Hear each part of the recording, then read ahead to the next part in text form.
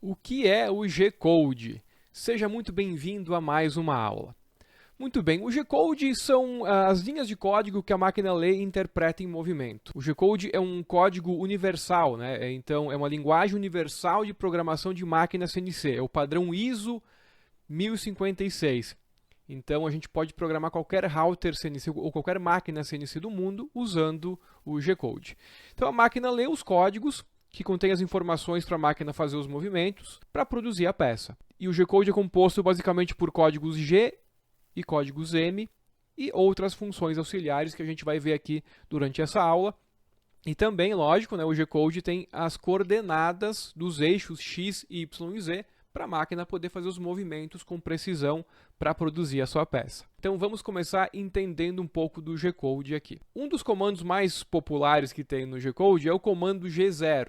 G0 é o comando de movimento de avanço rápido, ou seja, o movimento que a máquina faz rápido, né? O movimento no vazio que muitos fabricantes falam, movimento no vazio, movimento de avanço rápido, ou seja, não está programado um avanço, ela vai se movimentar no avanço máximo que a máquina pode se movimentar, é um movimento rápido, movimento de G0.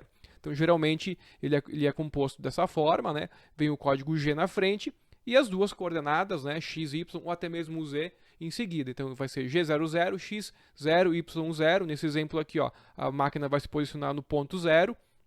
E depois vai dar o comando de G0, X100, Y200 e vai se posicionar lá no ponto inicial do trabalho, por exemplo. Então é assim que funciona o G0. Outro código do G-Code que é muito popular é o G01, ou seja, o movimento linear com o avanço programado. Ou seja, é um movimento em linha reta, mas tem um avanço programado. O que é o avanço? É a velocidade programada em milímetros por minuto que a máquina se movimenta para fazer os movimentos. Então, no G0, nós não temos como programar o avanço. G0 é movimento máximo, né, que a máquina pode andar. No G1, sempre vai estar seguido do avanço, e o avanço é representado pela letra F. Então aqui nós temos um exemplo, né? A máquina se posiciona em G0, faz um movimento rápido até o X100, Y100, depois ela pega um movimento programado com F1000, ela vai fazer um G01 de X100 para Y200, ó, X100, Y200, vai vir aqui em cima com F1000. Então ela faz um movimento rápido em G0,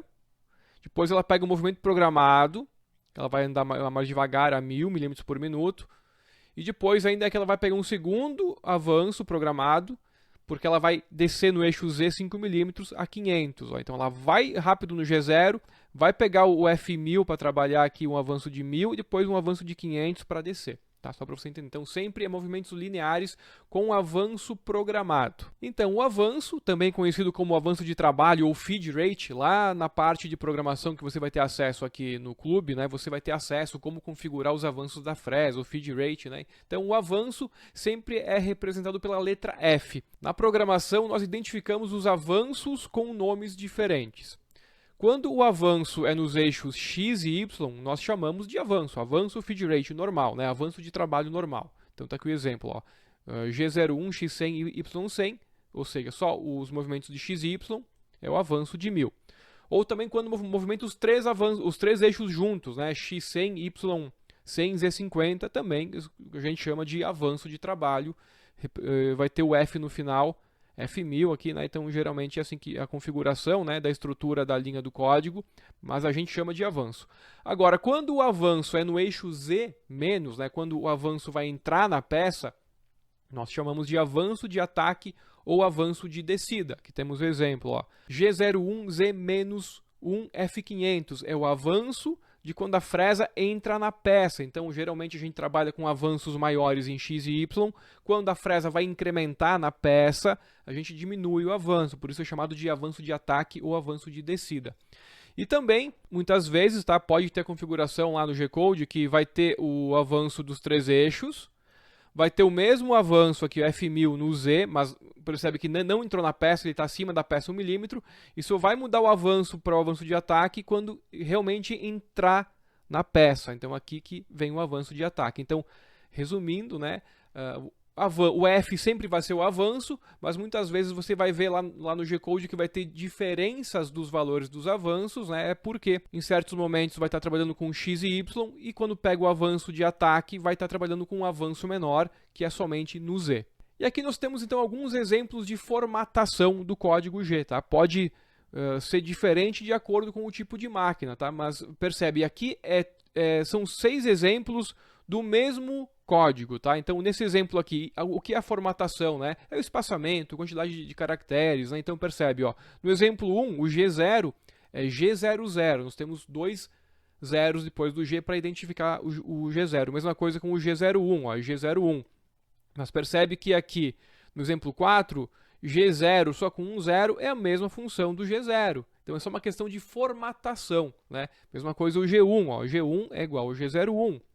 Também nós temos aqui no exemplo 2 a questão dos avanços. Percebe que aqui no exemplo 1 ele tem avanços, ele tem x, y em todas as linhas e o avanço em todas as linhas. Já no exemplo 2 aqui, ó, ele vai começar aqui, ele vai pegar aqui o G01, X200, F1000 e depois ele não repete o avanço, porque ele pegou o avanço que estava na linha anterior. Então a máquina entende que não preciso colocar o avanço aqui nessa linha, porque eu já segurou o avanço da linha anterior. E só vai ter um código de avanço quando vai mudar o avanço, ou seja, de F1000, manteve F1000 nessa linha, nessa próxima linha aqui, como mudou o avanço, pegou um incremento aqui, fez um movimento de ataque, né? Mudou para F200 para baixar o avanço, então mudou o avanço. Incrementou na peça, quando foi andar no eixo Y, mudou novamente o avanço. Depois, na próxima linha, não colocou o avanço, porque ela já usou o avanço de cima, manteve o mesmo avanço. Então, quando você configura o avanço, a máquina sempre mantém o último avanço que foi programado. No exemplo 3, o que muda aqui? Ó, o que muda é que nem colocou aqui o G01, por exemplo. Ó, começou com o G00, né? Pegou um avanço aqui e aqui embaixo o Z1, que significa? Vai fazer um movimento com o G01 para a coordenada Z1, depois o movimento para Z-1 e trocou o avanço. Depois aqui manteve, ó, Y200, que é o Y200, vai fazer um movimento com o G1 para a próxima coordenada. Então percebe que ele já enxugou o código, né? Já fez um código mais enxuto, mais básico, sem muitas linhas. Aqui no exemplo 5 nós temos, por exemplo, mais casas decimais. Mesmo sendo uma medida redonda, né? Vai ter casos que algumas máquinas vão colocar aqui o ponto 000, mesmo não tendo uma medida quebrada, né? Vai colocar sempre o valor cheio das 6 casas decimais, ou quantas casas decimais tiver. Então, esse é outro exemplo. E aqui também, no exemplo 6 aqui, muitas vezes vai ter máquinas que vão trabalhar com o número da linha do programa, o número da linha do G-Code, né? Para identificar linha por linha. Linha número 1, N, né? Number 1, linha número 1, linha 2, 3, até chegar lá na última linha. Por que isso é legal? Porque você pode, por exemplo, reiniciar um programa através da linha que parou a máquina. Então você vai lá depois, vai digitar linha X, linha 2000 lá. Você vai apertar o play e vai começar da linha 2000. Então, basicamente é essa a formatação do código G. Então percebe que existem várias maneiras de formatar um mesmo código G. Isso vai mudar de máquina para máquina. Tem máquinas que são mais simples e entendem um G-Code mais limpo. Tem máquinas que são mais complexas e precisam que o G-Code seja especificado com uma formatação mais específica. Muitas vezes vai ter espaços, não vai ter espaços, vai ter vírgula, vai ter ponto. Mas percebe que é o mesmo código, só muda a formatação, o jeito de escrever o código. Outro código que você também vai encontrar no G-Code é o G02 e o G03. G02 é o movimento de arco horário, o G03 é o movimento de arco anti-horário, tá? Então aqui temos um exemplo, ó. Um exemplo aqui que o nosso arco vai começar aqui em X100 e Y100, vai fazer aqui, ó, um movimento do arco até chegar lá no X200 e Y100, porém ele vai colocar outro comando aqui no meio, ó, o I50 e o J0. O que significa, né? Significa os vetores do centro do arco em relação à coordenada. Então percebe, ele vai colocar o Y50 em relação ao X, ou seja, vai fazer aqui no meio o ponto central do arco, ou seja, vai ser aqui em X150, ou seja, o I50 em relação ao X. Então, começou aqui no X100, né? Vai ser aqui X150, o centro do X, e o centro do Y, que é o J, vai ser 0, porque não movimenta. Isso é relativo à última coordenada. Mas percebe, tá? Isso o G-Code gera automaticamente. Você não precisa saber o que é, como fazer um G-Code, porque o software gera o G-Code automaticamente. Mas para você entender que o G02 é um arco no sentido horário e o G03 é um arco no sentido anti-horário, que começa, nesse exemplo aqui, ele começa em X200 e Y100, vai fazer um arco para a esquerda até chegar na coordenada X100, com o centro do arco definido pelo I e o J aqui em relação ao último ponto. Tá? tá? Só para você entender. E também é importante dizer que o mesmo arco pode ser feito através de pequenos segmentos de reta. Percebe-se esse exemplo que eu fiz aqui, ó? Também é um arco, porém aqui eu dei um zoom no arco, né?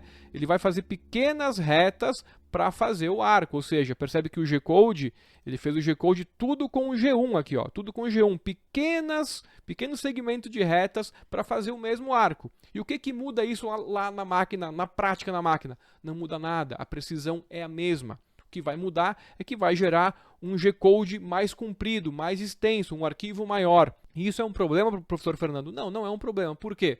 Antigamente, lá atrás, antes dos anos 2000, que a gente trabalhava com um disquete e tinha um limite de capacidade para colocar o disquete na máquina, por exemplo, sim, era um problema, porque você comparar um G-Code feito com G2 e G03 e comparar com o G-Code feito só com G01, ficava 10 vezes maior o tamanho do arquivo. Na época você trabalhava com kbytes, né? Hoje em dia a gente trabalha com terabyte, né? Então, antigamente era um problema, hoje em dia não é problema, porque toda conexão com a máquina é feita ou com pendrive ou mesmo por rede. Então, hoje em dia, nós não temos limite de tamanho de arquivo. Inclusive, a maioria das máquinas vai gerar o arco sempre com o G1. E aqui eu dei um zoom, e lá na máquina não vai comprometer a qualidade do arco. Então, só para você entender que você vai encontrar, às vezes, máquinas que trabalham com G2 e G3 para fazer o arco, mas também a mesma máquina pode fazer arcos com o G01, com pequenas linhas retas para fazer um arco. RPM, como é que a gente liga a RPM lá com o G-Code? Então, a letra S representa a velocidade da rotação do spindle.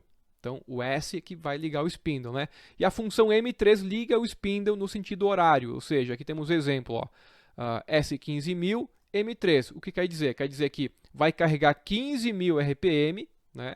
15.000 RPM, e vai ligar no sentido horário o spindle. 15.000 RPM está ligando aqui. Então vai ter o exemplo do G-Code aqui, outro exemplo aqui, que pode estar separado, inclusive, aqui o G-Code, né? Ou pode estar na mesma linha da coordenada. Isso não muda, a ordem não muda. E para desligar o spindle, né, vai ter então o comando M5. Então vai ter máquinas que vão trabalhar, lá no final do programa vai ter o M5 para desligar a RPM, né, para a máquina poder se desligar. Fim do programa. Muito bem, a função M30 significa o fim do programa e também desliga o spindle, né? Então o M30 ele é o fim do programa com volta ao começo, mas não é que vai repetir o programa, né? Ele só vai voltar lá no Mac3, aqui no Mac3 ele vai voltar o programa para a primeira linha, só isso quando tiver o G-Code carregado aqui. Não quer dizer que vai reiniciar o programa de novo, não, é só para um fim visual, para você entender qual programa você acabou de executar. E o M2 é o fim do programa com a parada lá na última linha do programa, aqui no Mac3 vai parar na última linha que leu. Então é só uma questão visual, né? Então aqui temos um exemplo, ó. O exemplo 1 vai ter o G-Code com o M30. O que acontece? Então o M30 também desliga tudo que tem na máquina, desliga a refrigeração, desliga o spindle, por exemplo. E o M2 também desliga o spindle, desliga a refrigeração, porém a diferença está aqui no visual do Mac3, por exemplo. Então aqui o M30 vai voltar para a primeira linha do programa para você ver qual programa eu executei. Muitas vezes tem um nome no começo do programa, então você vai, eu executei o programa tal. E o M2 vai parar o programa, vai finalizar o programa, mas vai ficar marcado lá a última linha no Mac3. É só uma diferença visual. Acionamento da ferramenta. Então, por padrão, toda máquina trabalha com ao menos uma fresa. Então, você vai ter uma máquina com um spindle, por exemplo, ela vai ter uma fresa que vai estar trabalhando. E aqui no G-Code nós temos o comando de acionamento da fresa para a máquina entender que está pegando uma fresa para trabalhar. Isso é padrão de G-Code, tá? Então, por padrão, né, o comando T mais o número da fresa e o comando de troca M6. Então, sempre vai ter aqui, ó, T1, que é a fresa 1, M6, ou seja, a máquina o G-Code está informando para a máquina para pegar T1 e acionar T1, ou seja, T1, M6, pegou a fresa 1, né? Então, por padrão, vai ser sempre isso aqui. E aí, em máquinas que usam, né, um magazine de troca de ferramenta, um pente de troca de ferramenta, né, vai ter os comandos para fazer a troca da fresa, a troca da ferramenta. São as chamadas máquinas ATC. O que significa ATC? Automatic Tool Change. Então o G-Code gera um comando de troca usando as funções G43 e o corretor H para pegar a informação da tabela da máquina para compensar as alturas da fresa. Então, um exemplo aqui, né? Então, aqui nesse exemplo desse G-Code aqui, ó, pegou a T1, imaginar que a T1 é a fresa topo reto. Pegou a T1, acionou a T1, foi lá e fez a troca. E aí o G-Code carregou aqui, ó, pegou o comando G43 e carregou o corretor 1 aqui, lá na tabela da máquina. Então, está trabalhando com a T1 e vai estar informando. Aqui no Mac3, vai estar sempre informando aqui, ó, o tool, a posição da ferramenta e aqui o fator de correção do H, por exemplo. Então, T1H1, geralmente o H é igual ao T, né, para pegar a mesma fresa na tabela. E aí, quando vai trocar de fresa, vai pegar T2, que é uma fresa, outra fresa, vai trocar para T2. Então, a máquina foi lá, pegou a T2 e já carregou aqui no painel da máquina, né, já carregou o H2, que vai ser o fator de correção, o offset, né, em relação à primeira fresa. Para quem nunca trabalhou com máquinas de troca de ferramenta automática, o que acontece? Quando você coloca as fresas na máquina, você vai colocar a T1, vai fazer o zeramento lá no sensor. Vai colocar a T2, vai fazer o zeramento lá no sensor. Então, sempre que você colocar as fresas na máquina, você vai estar zerando as fresas no sensor para a máquina, salvar isso numa tabela interna lá no painel da máquina, para a máquina saber as diferenças das alturas que tem em relação às fresas, em relação entre as fresas. Então, quem manda na máquina sempre vai ser a T1, né? E depois todas as fresas que você pegar estão zeradas em relação à diferença de altura em relação a T1. Então vai ter fresa mais curta, fresa mais comprida, né? Então, por isso que quando você coloca na máquina, você zera todas as fresas antes. E quando você gera o G-Code aqui, o G-Code carrega esse comando G43 e o fator de correção H para poder informar e usar essa tabela para compensar a diferença das alturas para fazer as peças, né, com as medidas certas e acabar não dando uma colisão lá na sua máquina.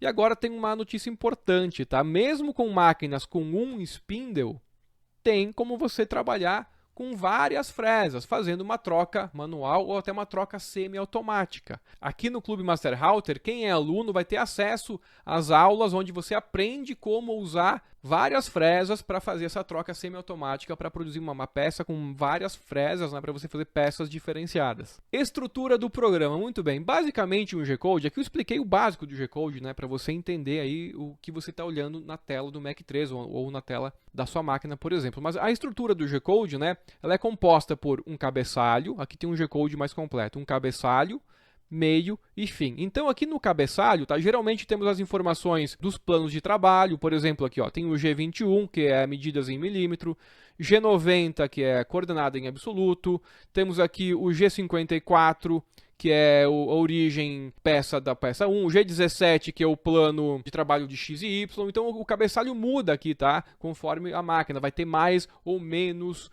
códigos conforme a sua máquina. Também vai ter os comentários aqui, tá vendo? Nesse caso aqui é um post para Mac 3, que foi criado na data, na hora, o tamanho do material, o nome do programa, o nome da fresa que está usando. E também vai ter máquinas que vão ter mais comandos, como o comando de carga de chapa, comandos para ligar a bomba a vácuo, comando para ligar a refrigeração. Então tudo isso no começo, no cabeçalho, né, para a máquina entender tudo que precisa antes de começar a fazer os movimentos.